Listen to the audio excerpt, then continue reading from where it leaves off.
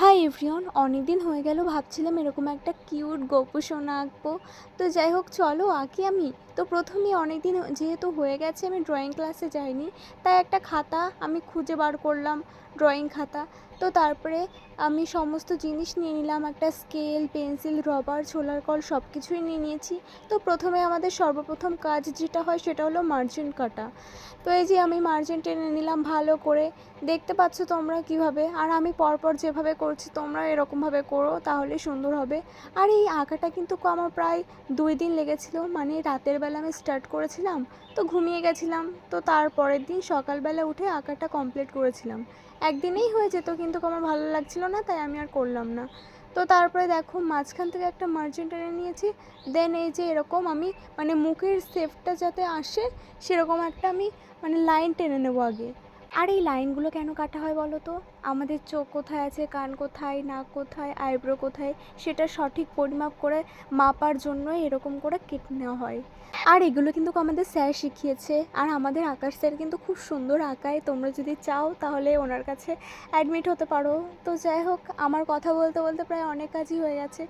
আর এটা কিন্তু আমি বাড়িতে বসেই আঁকছি।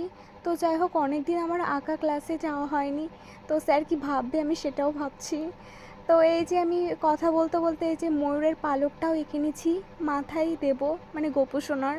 তো যাই হোক, খুব কিউট হবে আশা করি, তোমরাও দেখতে থাকো কীরকম হয়। আর আমি কিন্তু এক হাত দিয়ে ভিডিও করছিলাম আর এক হাত দিয়ে এই যে আঁকছিলাম, তো আমার একটু প্রবলেম হচ্ছিলো, তাই আমি হলো মানে ফোনটা রেখে দিচ্ছি, ক্যামেরায় পুরোপুরি তুলতে পারিনি, আমি ফোনটা রেখে দিচ্ছি আর একটু একটু করে আঁকছিলাম। তো এবার চুলটা আমি করে নিলাম, দেখো কত সুন্দর কোঁকড়ানো চুল আমাদের ভগবানের। তো যাই হোক, খুব কিউট হবে আশা করি। আর ভগবানের ছবি এঁকেছি বলে কথা, ভালো না হলে হয়? তো যাই হোক, এই দেখো। আর এখন আমি আইব্রোটা এঁকে নিলাম, আর খুব সুন্দরও হয়েছিল। এবার আমি এই যে দেখো বাঁশিটা এঁকে নিলাম, আর খুব সুন্দর কিউট একটা ঠাকুর এঁকেছি, আমাদের কৃষ্ণ ঠাকুর। তো দেখো কত সুন্দর হয়েছে, আমার তো এই আঁকাটাই ভালো লাগছিল। আর কালার করলে কতটা না সুন্দর হবে তোমরা ভাবো তো একটু। তো তারপরে এখন আমি কালারটা করব। তো এখন আমি ক্যামেলের রঙটা নিচ্ছি, আর এই যে এখন 4 নম্বর তুলি দিয়ে আমি আঁকাটা করব। তো যাই হোক, আমি এখানে 4 নম্বর আর 2 নম্বর তুলিটা ইউজ করেছি, তোমরাও করতে পারো। আর এই ক্যামেলের এই রঙটা কিন্তু খুব সুন্দর, তোমরা হলো চাইলে ইউজ করতে পারো।